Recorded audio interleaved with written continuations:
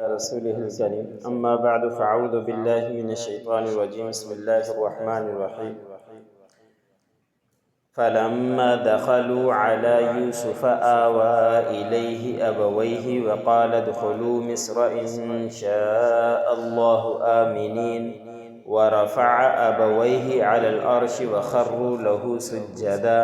وقال يا أبت هذا تأويل رؤياي من قبل قد جعلها ربي حقا وقد أحسن بي إذ أخرجني من السجن وجاء بكم من البدو من بعد أن نزغ الشيطان بيني وبين إخوتي إن ربي لطيف لما يشاء إنه هو العليم الحكيم رب قد آتيتني من الملك وعلمتني من تأويل الأحاديث فاطر السماوات والأرض أنت ولي في الدنيا والآخرة توفني مسلما والحقني بالصالحين۔ سورۃ یوسف کا درس چل رہا ہے۔ اسی سورۃ کی آیات نمبر 99 سے لے کر 101 تک تلاوت کی گئی۔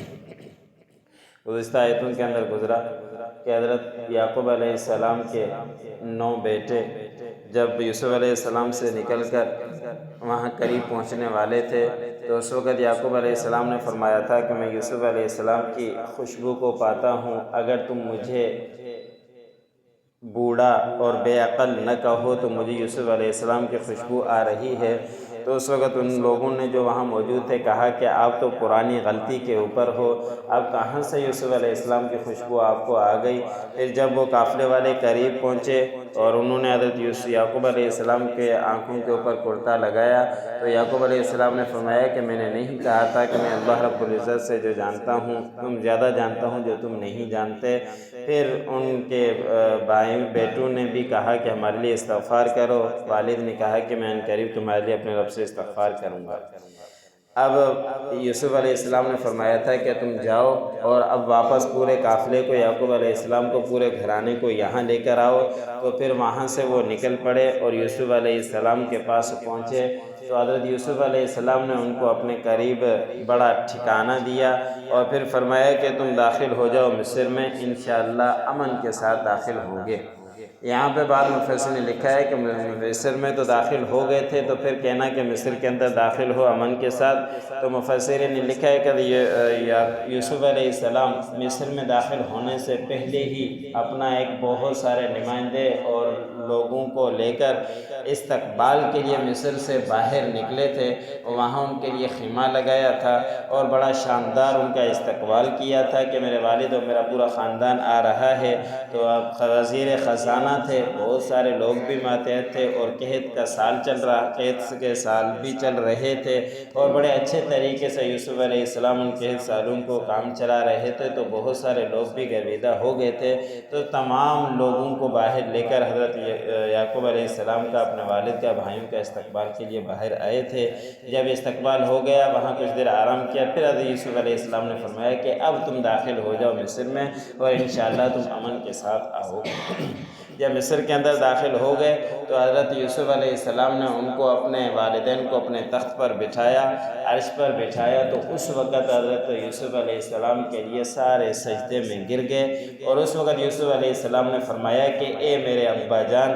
یہ ہے میرے خواب کی تعبیر جو اس سے پہلے میں نے دیکھی تھی۔ حضرت آدم علیہ السلام سے لے کر حضور صلی اللہ علیہ وسلم تک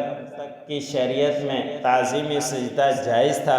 آپ صلی اللہ علیہ وسلم کی شریعت میں تعظیمی سجدہ بھی حرام ہے۔ اب کسی کو بھی سوائے اللہ کے اور نماز کے لیے اور کسی کو بھی سجدہ جائز نہیں ہے، تو وہ اس وقت جائز تھا، تعظیم کے طور پر کیا کرتے تھے۔ تو حضرت یوسف علیہ السلام کو سجدہ بھی تعظیمی کے طور پر کیا گیا تھا، عبادت کی نیت سے کوئی سجدہ نہیں کیا گیا تھا۔ تو اس وقت وہ خواب جو دیکھا تھا، جو سورت کے شروع کے اندر گزرا کہ یوسف علیہ السلام نے خواب دیکھا کہ میں نے سورج اور چاند اور 11 ستارے سجدہ کر رہے ہیں، تو اس وقت والد صاحب نے کہا تھا کہ اس خواب کو دبا کر رکھنا، بھائیوں کے سامنے تذکرہ نہ کرنا ورنہ یہ آپ کے دشمن ہو جائیں گے، اور کسی طرح ان کے بھائیوں کو پتہ چل گیا تھا۔ جب پتہ چل گیا تو وہ اس کے دشمنی ایک طرح سے ہو گئے اور ان کو کنویں کے اندر جا کر پھینک کے ہی آ گئے تھے۔ تو اس کی خواب کی تعبیر 40 سال کے بعد ظاہر ہوئی۔ اس لیے مفسر نے لکھا ہے جب کوئی خواب دیکھے تو اس کی فی الفور تعبیر کا جلدی نہ مچایا کرے۔ کبھی خواب اچھے ہوتے ہیں، کبھی برے ہوتے ہیں، اور کبھی خواب کی تعبیر جلدی ظاہر ہو جاتی ہے اور کبھی بعد میں جا کے ظاہر ہوتی ہے۔ تو یوسف علیہ السلام نے خواب بچپن کے اندر دیکھا تھا اور اس کی تعبیر 40 سال کے بعد ظاہر ہوئی تھی۔ اور پھر حضرت یوسف علیہ السلام نے اپنے پروردگار کا شکر ادا کیا اور فرمایا کہ میرے رب نے یہ بات سچ کر کے دکھلائی، اور میرے رب نے مجھے اچھا ٹھکانہ دیا اور مجھے قید سے نکالا۔ قید کا ٹھکانہ کوئی معمولی ٹھکانہ نہیں ہوتا۔ حضرت یوسف علیہ السلام کے بعد مفسرین نے 7 سال، بعض نے 9 سال، بعض نے 11، بعض نے 14 سال لکھے ہیں کہ حضرت یوسف علیہ السلام جیل کے اندر رہے۔ تھوڑی سا بھئی 2-3 دن کا عرصہ بھی جیل کے اندر رہنا کوئی معمولی نہیں ہوتا۔ حضرت یوسف علیہ السلام نے اتنی تکلیفیں برداشت کی کہ اتنا عرصہ جیل کے اندر رہے۔ اب بعض مفسرین نے لکھا ہے کہ جیل سے زیادہ سخت تو ان کے لیے کوے کے اندر داخل ہونا تھا۔ کوے کا تذکرہ نہیں کیا کہ اللہ رب العزت نے کوے سے مجھے نکالا اور مجھے یہاں سلطنت تک پہنچایا۔ تو مفسرین نے لکھا ہے کہ اپنے بھائیوں کی دل جوئی کے لیے کہ جب ان کا معاملہ ختم ہو گیا میں نے ان کو معاف کر دیا، اب ان کو دلی صدمہ نہ ہو، اس لیے کوے کا تذکرہ نہیں کیا، جیل کا تذکرہ کیا۔ پھر حضرت یوسف علیہ السلام نے ساتھ میں فرمایا کہ میرے اوپر بھی احسان کیا اور تمہارے اوپر بھی احسان کیا کہ تمہیں دیہات سے اٹھا کر آپ کو مصر کے شہر کے اندر لے کر آ گئے، جبکہ شیطان نے میرے درمیان میرے بھائیوں کے درمیان جھگڑا ڈال دیا تھا کہ آپس میں جھگڑا کی وجہ سے یہ معاملات ہوئے تھے، دشمنی ڈال دی تھی۔ بس بے شک میرا رب باریک بین بھی ہے اور جو چاہتا ہے وہ کرتا ہے۔ یہ لطیفن بہت ہی اچھا اللہ رب العزت کا صفاتی ناموں میں سے ایک نام ہے۔ مفسرین نے اس کے بارے میں عمل لکھا ہے کہ بڑے بزرگوں کا آزمایا ہوا بھی ہے کہ جس کے کاروبار میں کوئی مشقت ہو یا رشتے میں یا کوئی اور بڑی تکلیفیں ہوں تو لطیفن کا ذکر ورد کرتا رہے، بار بار زبان پر جاری رہے تو اللہ رب العزت اس کے لیے آسانیاں فرما دیں گے۔ پھر حضرت یوسف علیہ السلام نے فرمایا کہ بے شک میرا رب جاننے والا اور حکمت والا ہے۔ پھر حضرت یوسف علیہ السلام نے فرمایا کہ دعا کی ایک طرح سے کہ میرے رب آپ نے مجھے بادشاہت بھی دی، آپ نے مجھے پروردگار خوابوں کی تعبیر بھی بتلائی۔ اے میرے پروردگار آپ ہی ہیں جو آسمانوں کو اور زمین کو پیدا کرنے والے ہیں، اور آپ ہی ہیں دنیا کے بھی اور آخرت کے بھی مالک ہیں۔ بس اب مجھے موت بھی دیں تو آپ اس حالت کے اندر دیجئے گا کہ میں نیکوں کے اندر شمار ہوں۔ بعض مفسرین نے لکھا ہے کہ حضرت یوسف علیہ السلام نے اپنے والد سے سوال کیا تھا کہ 40 سال تک آپ میرے لیے روتے رہے اور آپ نے آنکھیں بھی اپنی بینائی بھی آپ کی جاتی رہی، اس وجہ سے آپ کو معلوم تھا کہ اگر دنیا کے اندر نہیں ملے تو آخرت کے اندر تو ضرور ملیں گے، پھر آپ اتنا عرصہ کیوں رہے؟ حضرت یعقوب علیہ السلام نے فرمایا کہ مجھے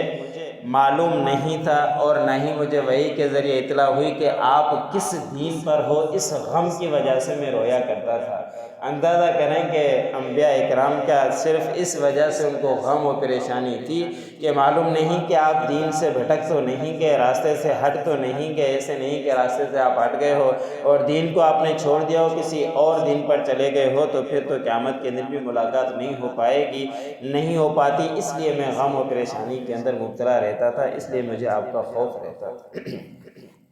فَلَمَّا دَخَلُوا عَلَى يُوسُفَ آوَىٰ إِلَيْهِ أَبَوَيْهِ، پس جب داخل ہوئے یوسف علیہ السلام کے پاس ان کے والدین اور سارا خاندان، آوا الیہ ابویہ، اپنے والدین کو انہوں نے ٹھکانہ دیا، وقال ادخلوا مصر ان شاء اللہ آمنین، اور فرمایا یوسف علیہ السلام کہ تم داخل ہوگے مصر میں انشاءاللہ امن کے ساتھ۔ ورفع ابویہ علی العرش، اور حضرت یوسف علیہ السلام نے اپنے والدین کے لیے ان کو عرش پر بلند کر کے بٹھایا، اور وخروا لہ سجدا، اور سب کے سب یوسف علیہ السلام کے لیے سجدے میں گر گئے۔ وقال یا ابت ھذا تأویل رؤیای من قبل، اے میرے پیارے ابا جان یہ ہے خواب کی تعبیر جو میں نے دیکھی تھی اس سے پہلے، قد جعلھا ربی حقا، تاکہ اس کو میرے رب نے سچا کر دکھلایا، وقد احسن بی اذ اخرجنی من السجن، اور تاکہ مجھے اچھا ٹھکانہ دیا جبکہ مجھے نکالا میرے پروردگار نے جیل سے، وجاء بکم من البدو، اور تمہیں لایا دیہات سے،